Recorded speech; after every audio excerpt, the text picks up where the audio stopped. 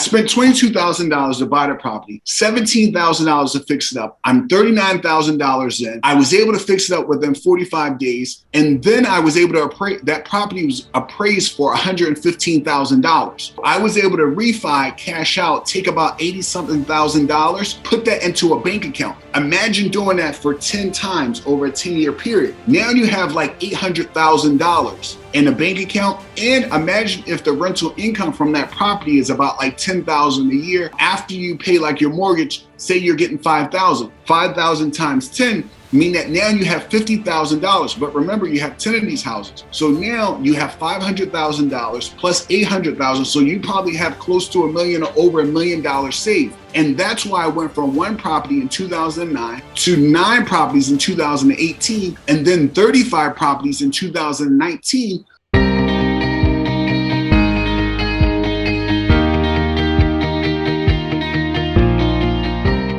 Welcome everyone to the Casandra Properties podcast. Again, we've got a real treat for you today. We're joined by KAYR.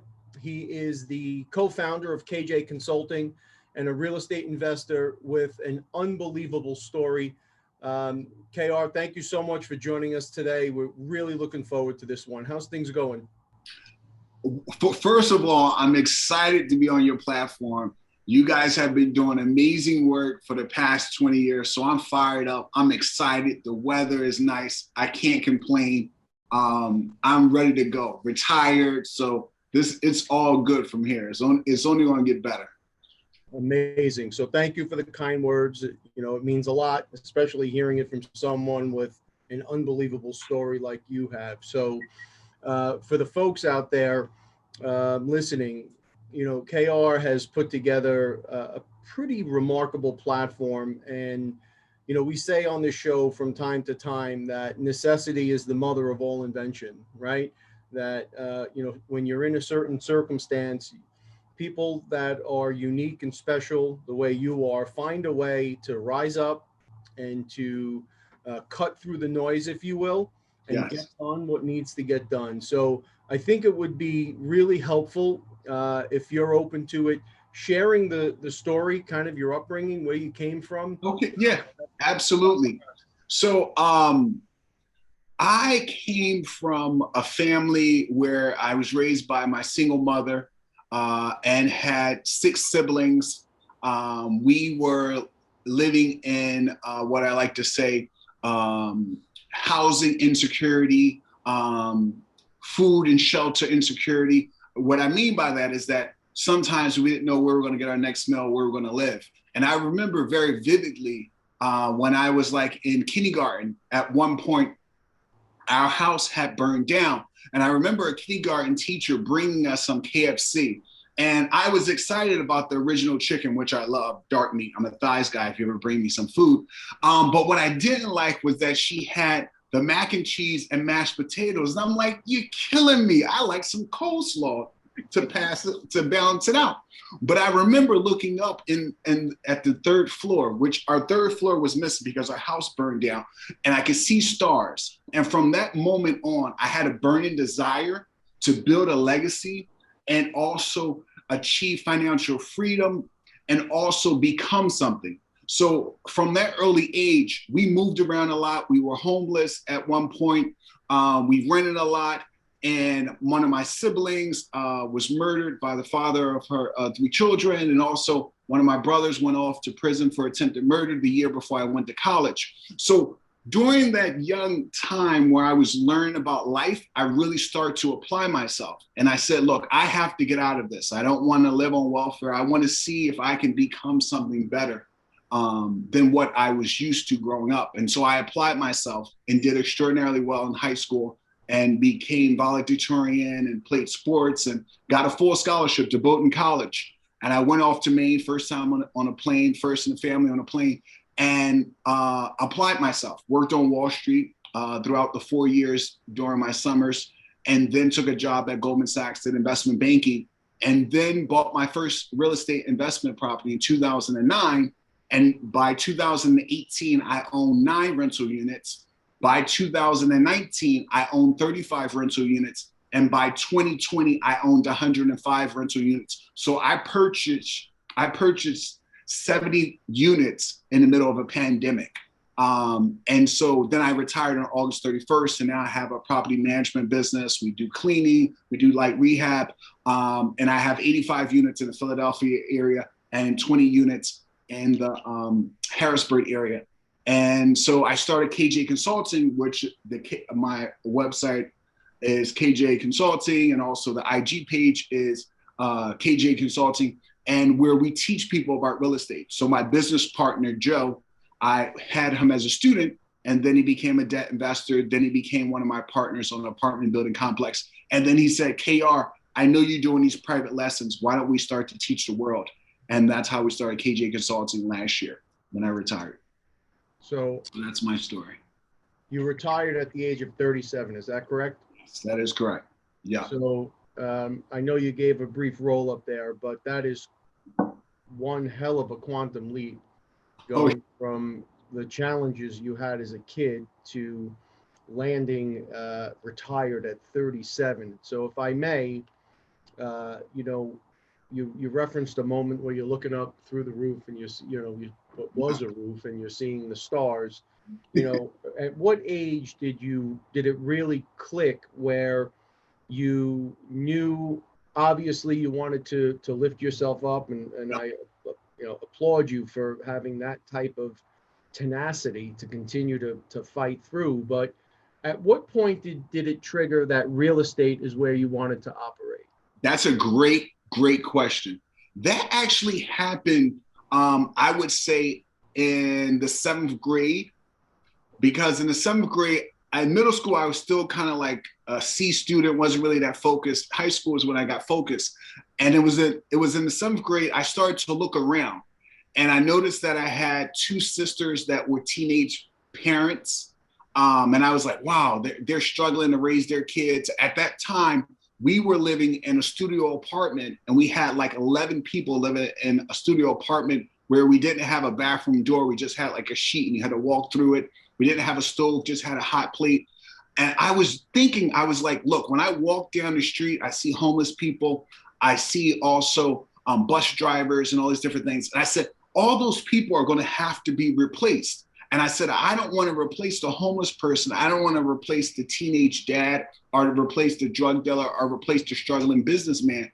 I want to replace the real estate owner, the landlord. So I tell people I have a PhD in being a tenant, because we move so much. Like we lived on 50th and Walton, 56th and Walton, 51st and Spruce. We lived on 20th and Carpenter. We lived on 17th, 1701 5th Street, which is like Cesar B. Moore, 5th Cesar B. Moore, 26th Cesar B. Moore. And I'm like, man, I live so many places. So I started to say, what is going on? Who do I want to replace? And also I was a part of a church, a small Black church that was struggling, and they would always collect money.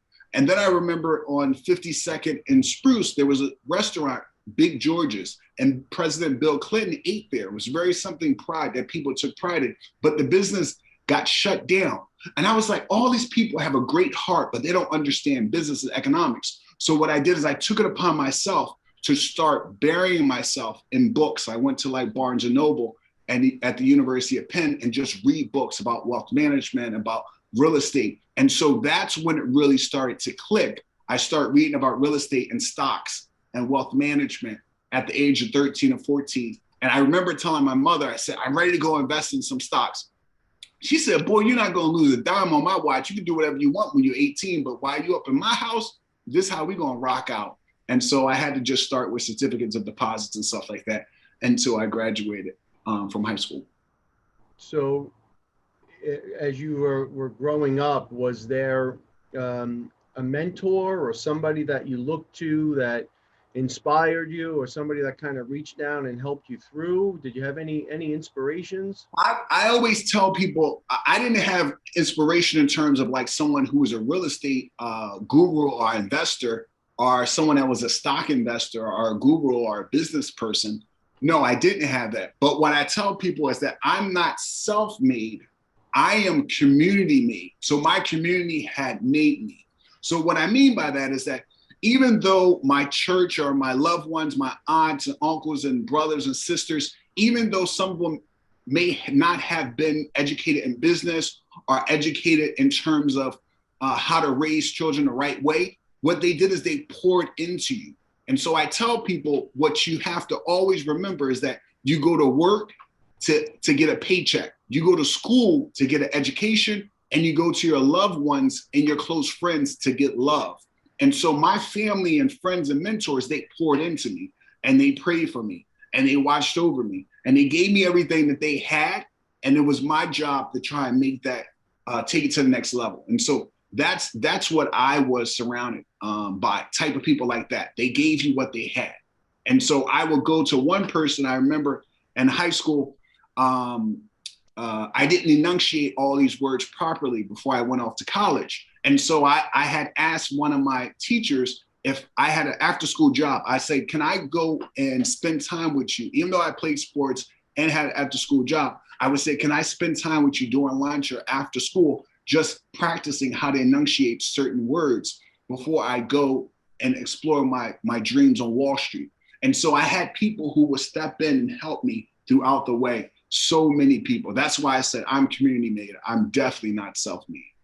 You know, the so many blessings in what you're talking about there. You know, it seems like the light bulb or the switch flipped for you, and you knew you had to apply yourself in a real meaningful way at high school. Do you think that was just a function of maturity as you were getting older, or was there anything specific?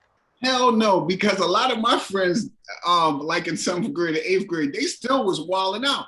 I remember going out, trying out for the track team. And because our school was so damn poor, they said, all right, meet outside in front of the school. I said, all right, let's meet outside. I said, oh, so we don't have a track. Are we going to go to a track? They said, no, we're going to run around the block. I said, hell no, I'm out. And so a lot of people had that mentality that if it wasn't where I grew up, if it wasn't right in front of you and it wasn't easy to see how point A will get you to point B, then people will give up. So I just think that I started to look at things differently, saying, look, I see my loved ones going through a lot of hardship. I also, my stepdad and also people around me had said, look, don't be an F up. Like my stepdad would say, don't be an F up like me or what have you. You can apply what we know works. Like a lot of us, we know what it takes, but we don't apply ourselves. So I always figured out the 3 Ds at a really young age, where if you have the desire and then you have the discipline, then you will be determined to achieve your goal. So I always tell people that desire starts with the 3 Ds, the desire, and then the discipline will push you to the level where you can achieve and make you determined. Nothing will stop you. You'll be relentless. You'll be like a pit bull. So no matter what the world is throwing at you, I learned very early on, keep coming out the corner swinging. So, you know, KR, does everybody have the 3 Ds? Does everyone have that ability? You know what? The 3 Ds can be taught. That's the thing about it. So some people have gifts, and the gifts can be to teach people. Some people have the gift of singing, but a desire, determination, and discipline, I think we can teach that. And so we have to plant the seed. So once we help the kids or young people or even adults start to imagine themselves and be creative, then you start to unlock. Our job as teachers and coaches and professionals is to teach people, how do you unlock these talents and these gifts? Because the desire sits up in you. And then we need people to give us concrete examples about how do you become disciplined.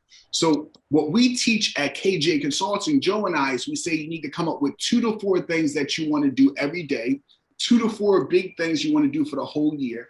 Break that into 2 to 4 things you want to do every 3 months. And before you know it, if you do what's necessary, then you do what's possible, you'll find yourself doing the impossible. Again, you do what's necessary. Be a good person, figure out the basic stuff. Brush your teeth, floss. Just do the basic stuff. You're going to win just by that. And then just do what's possible. So that's what I did by buying one house over a 9-year period, one house at a year, not trying to run anybody else's race, ran my own race. And before you know it, you're doing an impossible. You had a kid who had a negative net worth at birth, And then by the time 2018, he's waking up and he's like, wow, I own 9 rental properties. My family couldn't even own one house. We used to rent every place, living in people's basements. What the hell happened? I did what was necessary, then did what's possible, and find myself doing the impossible. So it first starts with teaching the children and young people, adults, about the desire. Then you have to teach people the discipline. How do we become disciplined? How do we break big projects into really small? How do we reward ourselves for these achievements? And then we have to teach you how to be determined. And determination is like, you got to find what are the rudiments of becoming determined. How do you figure out what can motivate you? If you don't know what motivates you when you're down, then you're out for the count. So I tell people, I give them some tricks. What Joe and I do is teach you, how do you become motivated when you're having a hard day? And so you stack the odds in your favor, whether that's motivational music or stuff. Like I was saying earlier, go to work to get a paycheck, go to school to get an education, and then you go to your loved ones and your family members and friends to get love. When you mix them up, that's when you have the issue. And so I think that once you have that inner peace and you're sharpening your tool, whether every day you call one love person, even if you're having a terrible day, that lifts your spirits. I have an aunt, Aunt Babe, she's like 87. And every time I call her, I could be like really pissed off. And she's like, oh my, I'm so happy. I'm your lawyer. What's going on? She'll lift your spirits. And that's all she does. Doesn't have to feed me, doesn't have to hug me, but her spirits lifts me. And I think that we could teach that to this next generation. And also older people have lost hope.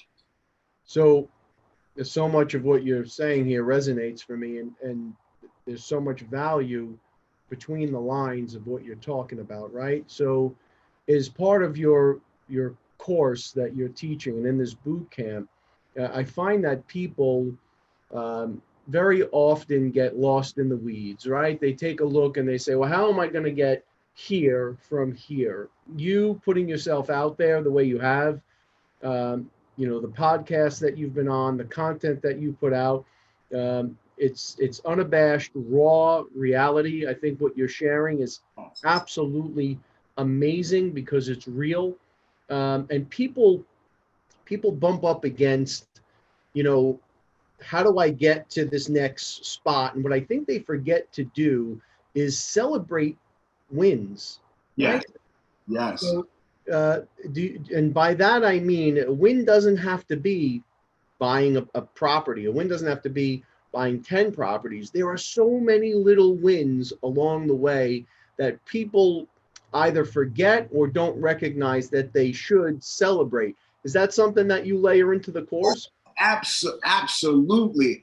I remember I had said that I worked really hard. So when I went when I was in college, I didn't go on any vacations. I just was working and studying, busting my butt off to do really well. I was on the dean's list 3 out of 4 years at Bowdoin College, worked my butt off.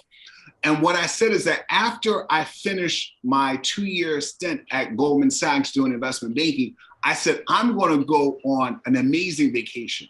I said, I'm not going to just go somewhere basic to Puerto Rico or just go to Jamaica. I said, I'm going to go big.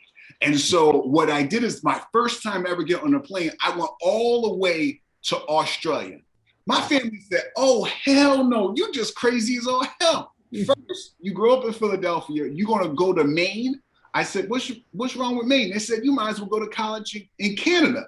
And then I graduate in 2005 and I go and work for this investment bank. And at 2007, I tell my family, oh, guys, I'm about to go on my first vacation. They said, all right, so where are you going to go? Somewhere local? You're going to go to Mexico? I said, hell no, I just worked my behind off. I just did 4 years at college. I just did 2 years at Goldman Sachs. You lucky I'm still alive.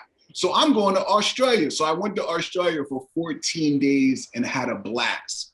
And so I think, and then after I finished my stint, before I went to business school, I went to Paris. So I think it's very important that you figure out what it is that will help you re-energize, feel fulfilled. And like sometimes I walk down the street, I do a cartwheel just to make sure to see if I still got it, because I can't believe my life is the way it is. I'll go to a nice little dinner with my loved ones. So I think it's very, very important to celebrate those small success. and take it every day. I'm one of those people, I pray on my knees in the morning and every night because the Lord has been good to me. So I think that people have to figure out what works for you and make sure you always do that, because it's going to help you get to the next level. Like my business partner, he used to drink a lot of coffee, but now what he does, if he does well on some task or what have you, he'll give himself a coffee once a week or something. So you got to figure out what are the little ways that you reward yourself. Like I don't eat ice cream, and I'm trying to put y'all on. If you really want to figure out what's the best replacement for ice cream, frozen grapes. I buy them fresh and I put them in the freezer. And then I'll be like, yo, I'm about to give you some ice cream. And so that's how I reward myself. So amazing, right? You're celebrating the wins. It's re-energizing you. It's giving you, first of all, that kind of in the moment feeling of gratification. And it allows you to recenter and think about what's next. As you're going through this journey, you land at Goldman Sachs, which is, there is no higher bar, right, for investment banking. How did that all come about? Well, the thing for me, what's fascinating is I went to University High School, which was one of the worst schools in the city, public school. It was so bad we had a mini police station. They shut it down. The school has been ripped down. It's no longer up. It was so bad. And I had a tutor. His name was David. And I remember he went up to the board. He was one of my SAT tutor. He went up to the board and he had wrote like the different types of jobs. I said, what are you going to do when you graduate from Wharton? He went to the University of Penn, the business school, Wharton. And he put at the top, he said, these are investment bankers. Then he talked about lawyers and professionals. Then he talked about teachers, and he talked about everyday workers. And he said, I'm going to be one of them. I said, David is, I'm like a high school man. I'm like, yo, how much they make? He was like, they make a lot. And I was like, well, David, he's smart. I think I'm smart too. I think I can go after that. I think I'm gonna go to an investment bank. So he went to go work for Bank of America. And I had said, what's the top banks? He was like, at the time, Goldman Sachs, Morgan Stanley. I said, oh, but then when I go to college, I think I always wanted to do finance and real estate since I was like 13, but I didn't know exactly which route to take. But after I met him and heard his story where he was going to Wall Street, I said, I'm gonna go to Wall Street. I'm smart. I can work hard. I know this guy. I'm resilient. I'm hardworking. And so that's when it started. And when I went to college, I said, I'm going to explore the finance food chain. So my freshman year, I did asset management, got exposure to at American Express. My sophomore year, I did sales and trading at Prudential Securities. And then my junior year, I did investment banking at Credit Suisse and a technology group. And then I decided to go to Goldman Sachs to start my career in consumer retail. So it started at a very young age, seeing someone else go into the profession and then reading books and figuring out that was the best training for me. It was like going off to Vietnam or something. So you're an avid reader. I know some of the books that you recommend highly: The 6 Pillars of Self-Esteem, yes. The Essential Handbook for Landlords, Blue Ocean Strategy.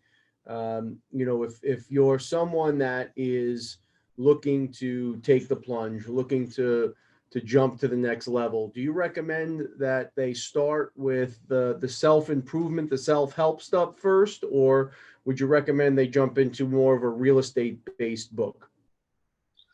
Well, I would recommend, and I definitely recommend all the books on KayJay Consulting, our IG page. But what I would really recommend that you do is you don't have to be great to get started, but you have to get started to be great.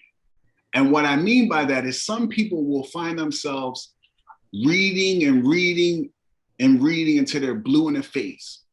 I would rather for you go out there, and I tell my business partner and other people, go pick up 2 books and say you're going to read 10 pages a day.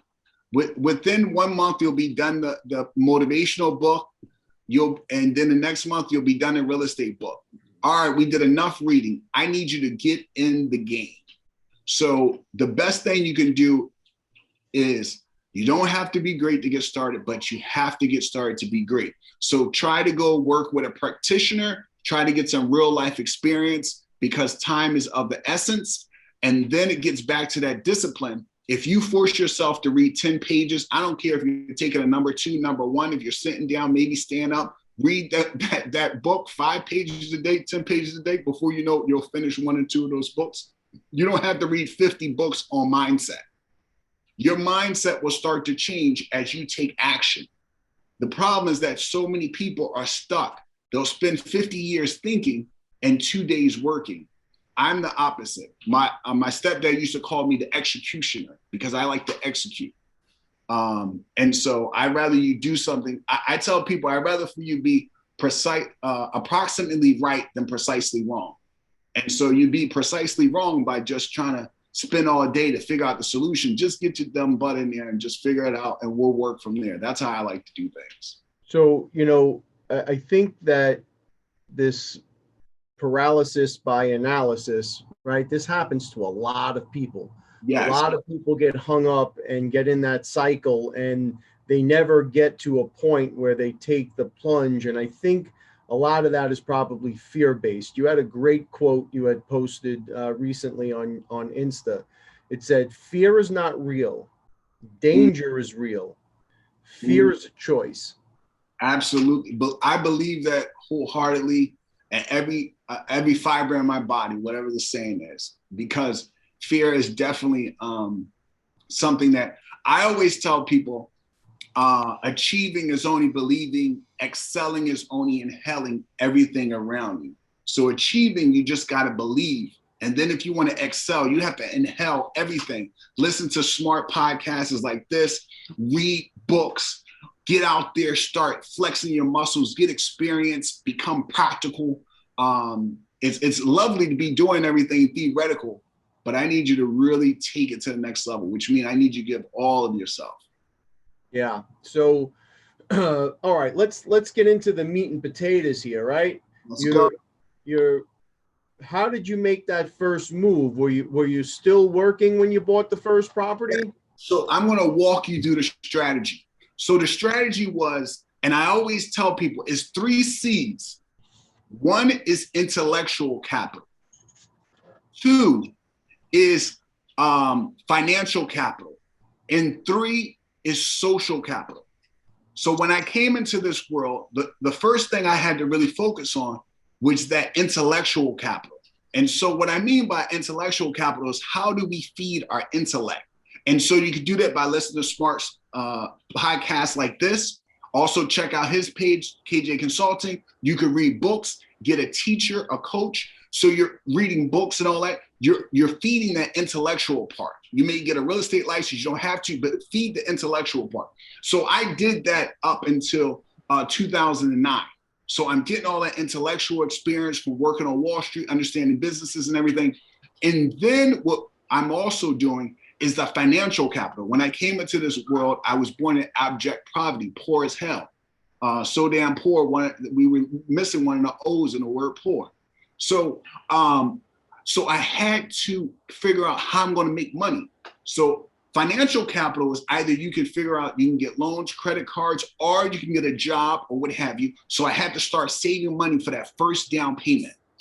And then the third thing is social capital. And that's the relationships you make in business, your friends, family. The social capital will help you find people to work on your property, find people to help finance your property, find people to become partners with you, find people to believe in your vision.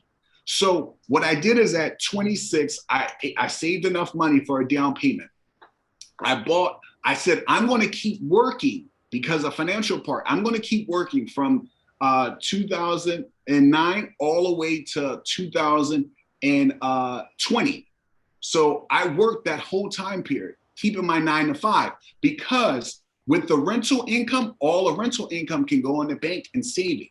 The other thing I did is I bought cheap property. So for example, I bought a property for $22,000, a 3-bedroom, 1 bath, and it was off of auction.com. And I spent $17,000 in it. I spent $22,000 to buy the property, $17,000 to fix it up. I'm $39,000 in. I was able to fix it up within 45 days.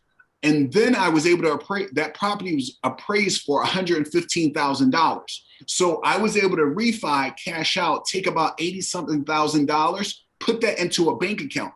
Imagine doing that for 10 times over a 10-year period. Now you have like $800,000 saved in a bank account. And imagine if the rental income from that property is about like $10,000 a year. After you pay like your mortgage, say you're getting $5,000. 5,000 times 10 mean that now you have $50,000. But remember, you have 10 of these houses. So now you have $500,000 plus $800,000. So you probably have close to $1 million or over $1 million saved. And that's why I went from 1 property in 2009 to 9 properties in 2018, and then 35 properties in 2019, because I was able to take, say for instance, I bought a triplex for $200,000, put 30% down. That $60,000 down payment, guess where it came from? It came from my big saving cash reserve because I still had my 9 to 5. Then I was able to buy a 12 unit for $450,000, put 25% down. That's like about 112 or something, give or take. Guess where that came from? From that big cash reserve. So by being patient, delayed gratification, I was able to arrive at this destination. And so I went from 1 unit in 2009, 9 units in 2018, 35 units in 2019, and then 105 units in 2020, because I was patient and I kept my job and I kept saving my rental income and also saving my cash out money. And over that time period, I capitalized on the 3 R's, which is 1, your track record. So by showing the banks and everyone that I'm serious, I understand how to refi, understand the whole process from A to Z, I convinced people that I was an expert. The next thing is I leveraged relationships. And that's the second R. So all those relationships with banks and contractors, I update them, let them know that I'm sending deposits to the bank, so they know that I'm not interested in a one-night stand. I'm interested in marriage. So I came strong with these banks. And the third thing is your reputation. So the first R is your track record. The second one is your relationship. And the third one is your reputation. Once you have the reputation, then everybody's going to start giving you the best terms. So like I did a deal for $1.3 million, and I had to put 20% down in the middle of a pandemic, and got interest rates fixed at 3.19% for 5 years, which some people say that's unheard of.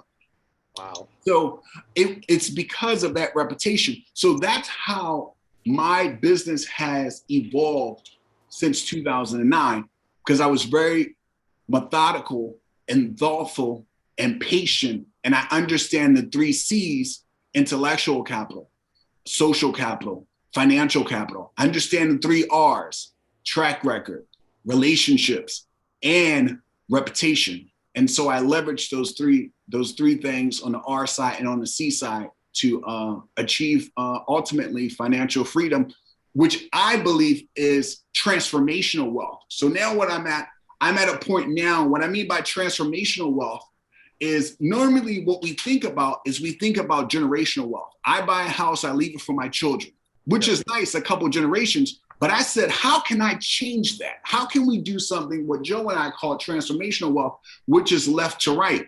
And what I mean by that is I'll buy a $1 million property, and my brother Christian is going to be my real estate agent. So he's going to get a 3% commission. He serves as my agent. That commission helps him do 2 things. 1, he has a down payment. So now he and his young family have a house in Abboton. So now they're able to buy a house today, not 30 years from now, but today, transformational wealth. Then my brother works on another $1 million deal that I do. He gets another 3% commission. Guess what else happens? He's able to give his loved ones, his in-laws, his new wife, he's able to help them buy a house. So now they have a duplex. So now you have this family. For instance, I was just a poor kid. Now my brother has wealth, and now his in-laws have wealth. And then the other thing I do is my niece is one of my interns, and also my other brother helps out with the business. My aunt helps out with the business. She'll do cleaning. She cleans all my units in 85 units in the Philadelphia area. So what we're doing, and I encourage them also to open up Roth IRAs. I say, this is mandatory. You may be a 1099 or a day laborer, but you got to put this money aside, not giving it back, so you put it into a retirement account.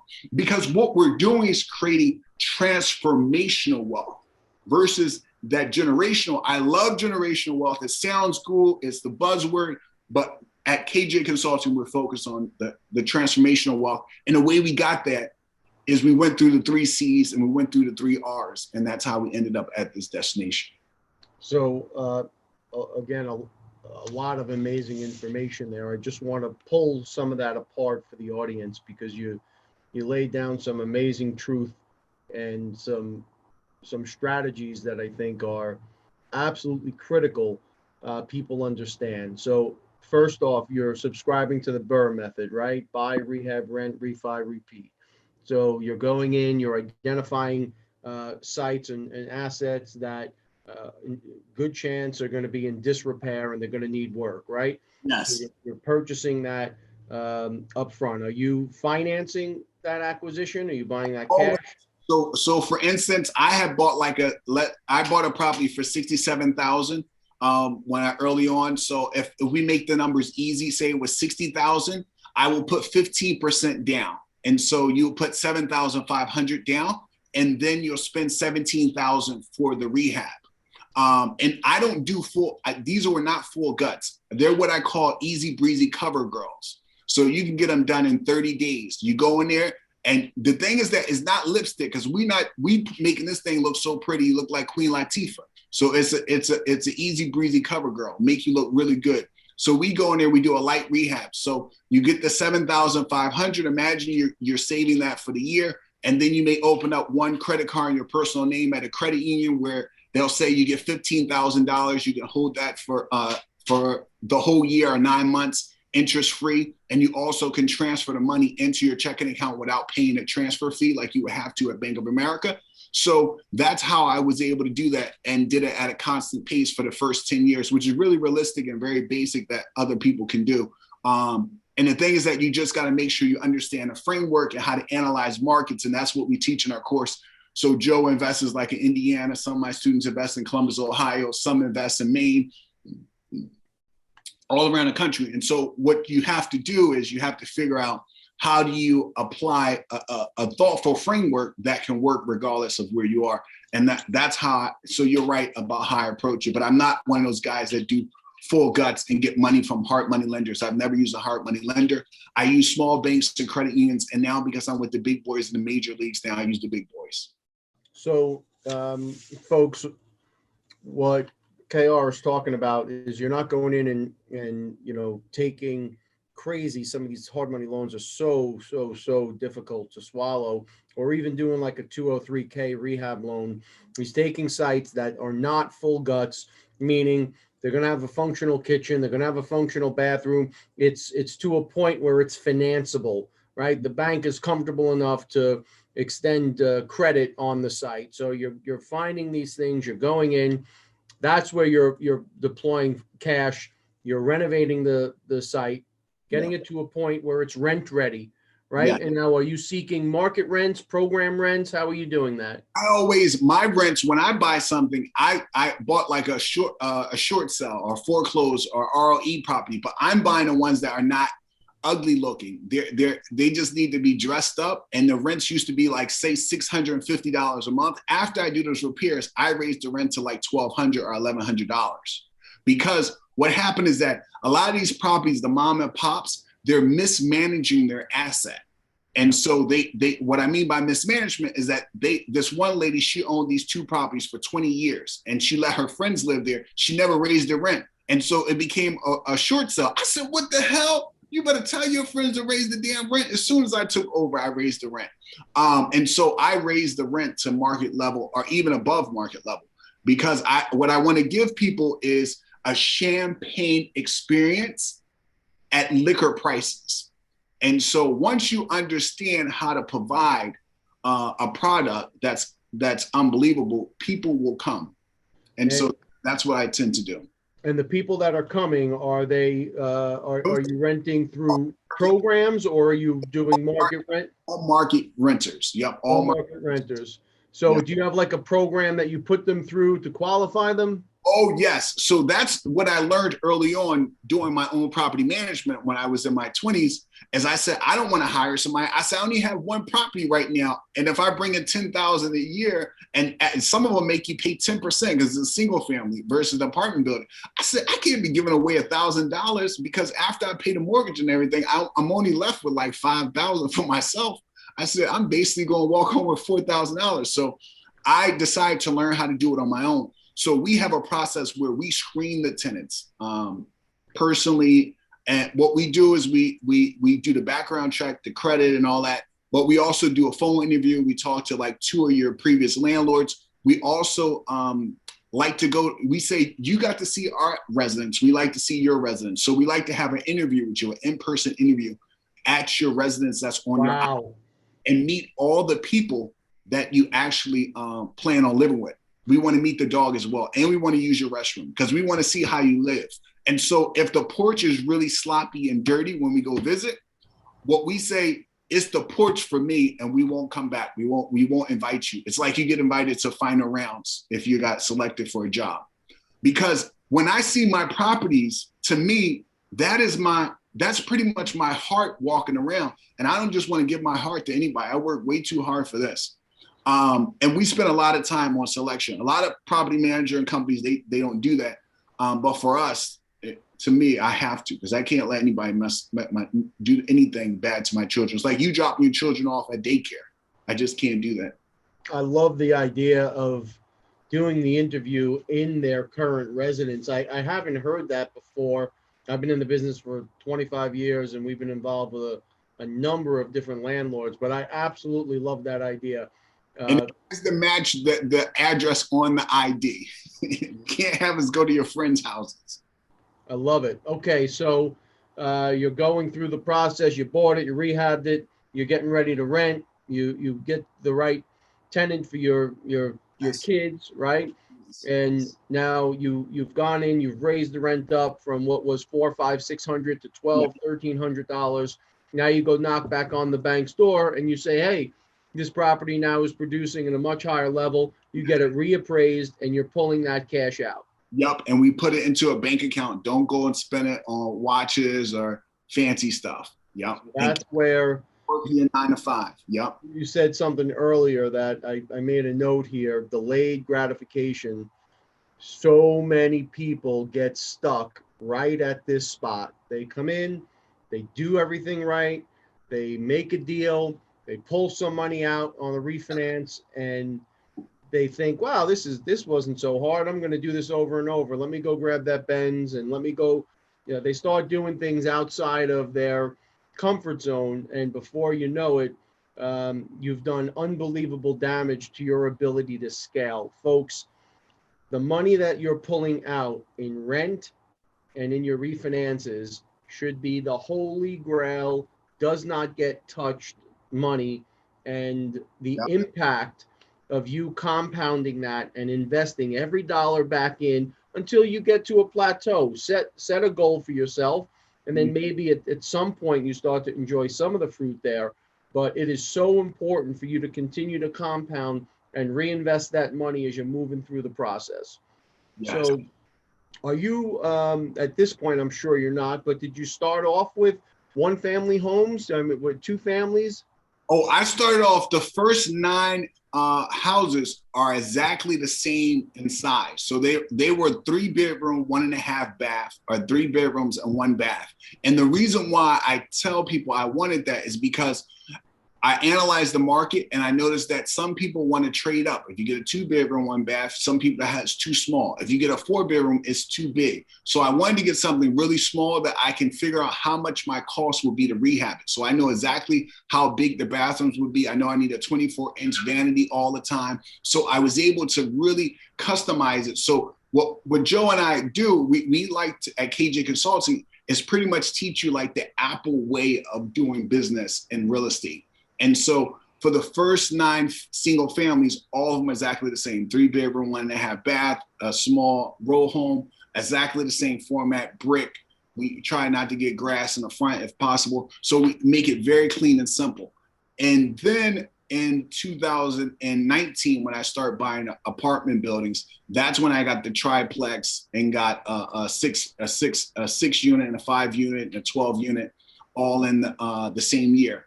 And then after that, I got bigger, and the biggest one's a 24 unit and a 14 unit with a restaurant down below.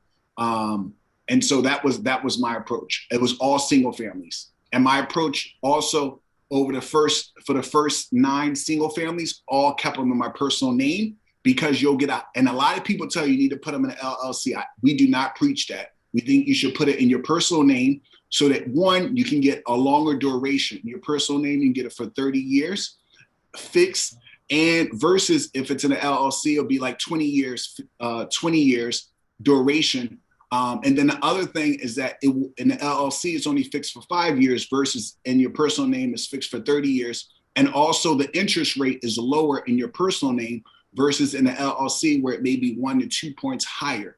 So you're going to get higher cash flows. And when you're poor, or when you're starting off and you have limited means, we need that cash flow to be as high as hell. And so the other thing people don't realize is that you actually can get an umbrella insurance to protect you. So that was a big part of the strategy, is how can I build up that cash reserve from the cash refis and also the cash flows over those first 10 years, because you need that for the large down payments.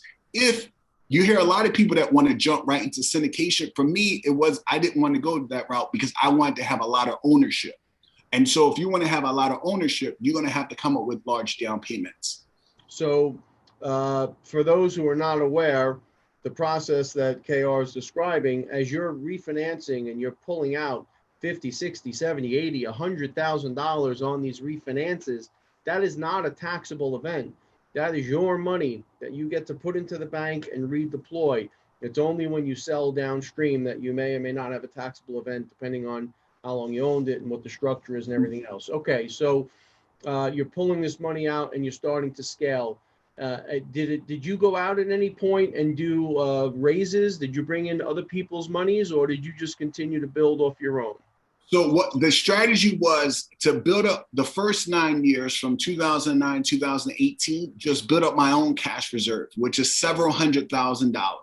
And then in 2019, go from 9 units to 35 units. And still, I own all of those. All of them are in my business name or my name.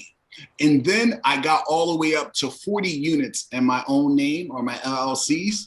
And then what's going to happen is, say, for instance, you have, like, let's say 800,000 or 500,000. You're going to start running through your own money. It's going to go down. It's going to go down. And you're no longer going to have those large down payments. So you want to buy something for $1 million in 2020. You're probably sitting on you only want to use 100,000 of your own cash. Then you're going to have to get 100,000 from someone else. So therefore, you may give up some partner. You may decide to do the partnership. So that's why I said you start with the track record, the relationships, and then a reputation, and then people want to partner with you. So that's how you start to scale, using your own platform, your own properties. But of course, I started getting partners. Joe and I are partner on 3 properties together in the Philadelphia area with another partner. So as I got bigger and bigger and ran through my own funds, then I started to partner. So as you're scaling like this, I have to ask, how are you keeping up? Who's invoicing? Who's collecting rents? Who's dealing with issues with the tenants? So what the thing is that the 85 units in the Philadelphia area, I have a business called KAYR Management. That's my property management business. And so, like, my brother and my stepmom and my other brother and my aunt, they all help out with those businesses. And so they're really, really helpful. And when I was talking about transformational wealth, the way you incentivize people is just like the approach you think about the startups. When you have startups, they may not pay you, but they'll give you equity. So what you can do is you can give them some equity in one of your LLCs. You also can write them in your will. You have to be creative. And so I've done a really good job at that. So my family members in the Philadelphia area, they collect all the rent. We use, we're smart, so we're going to use automate systems. So we have Buildium, which is one of the apps we use. And so that helps. And then in Harrisburg, I have a team, but my team in Philadelphia, we do landscaping, we do snow removal, we do everything in-house. And then in Harrisburg, we'll send a team up there sometimes, but I have a team out in Harrisburg that we work with. And Joe has a team out in Indiana that does property management. So now we have those relationships. We're able to get good terms, and we know what to watch and what questions to ask. So like if you take our course, we give you a list of what questions to ask a future property manager or a realtor to make sure that you're getting the bang for your buck and doing your analysis right. Because it's just like dating, right? I tell people approach everything like dating. If you're not asking the right questions, you may wake up and say, damn, how did I get in this situation? So I tell people, take your time, get to know the person before you marry them. It may feel good one night, but you never know what you're going to get if you don't protect yourself. So I always say, make sure you have ask the right questions. All of us may go to church, but we may not leave the altar married. So that's how I approach everything. So you're creating the food chain that you're vertically integrating. You're not going outside. You're keeping it in the family. Yes. You're literally taking pieces of the food chain, and you're building infrastructure, vertically integrating it into your, circle of influence. And you, as a rising tide should, you're lifting all ships as you move along here. Yes. And you're keeping all of this stuff under the same umbrella. Yes. So I have a couple of LLCs like KAYR Management, K2 Management, KSay, KayJay, KayJay Lawn, KayJ2 Consult. We have a bunch of them. So what I tell people is that, so my business partner prior to working with me, he wasn't a millionaire. In 2018, he owned only 0 properties. Now he owns close to 60 units. So he was able to scale up. He didn't have to go the slow path because he was able to leverage my relationships. When you buy these big apartment buildings and things that nature, they want to make sure you have experience. They want to make sure you have the down payment, but they also want to make sure you have the net worth. And so my net worth opened up doors for us, and eventually a bunch of people that are in my inner circle. What I mean by community made, we're able to elevate the entire community because you're able to give those people a seat at the table. Amazing. So there are a million things to look for when you're looking for a property. There's a million different ways of trying to evaluate, is the money in and the time worth the return and the investment. I know your course offers a lot of these different kinds of tips and tricks. For example, I noticed on one of your posts, you talked about how people kind of get goo gaga about big square footage. Right? They see a big home and they think, whoa, that's bigger the better. Not necessarily, right? You guys talk about all those little details about the bigger the square footage, the more you got to renovate, the more you got to upkeep, the more you got to take care of. Low maintenance, no grass in the front, full brick. These are the tips and tricks that people will pull from your course. I can't believe it, but we've already blown through 50 minutes. As we start to wrap up here, can you just talk a little bit more about the course? How do people find out about it, and how do they subscribe? How do they find you? Yeah. So KayJay Consulting, which is KAYJAY Consulting. The IG is the best place to find us. Click on the bio on our IG page, because on our website you can subscribe. And what we do is we send out periodically an email telling you about what we're doing across the 105 properties. You get to know, like, we're replacing faucets, toilets, we're putting on new doors, we're raising rent, we rehab things, went from renting something for $650 to now we're renting apartments for $900 a piece. And the 24 unit I just bought. So we explain to you methodically the steps that we're taking.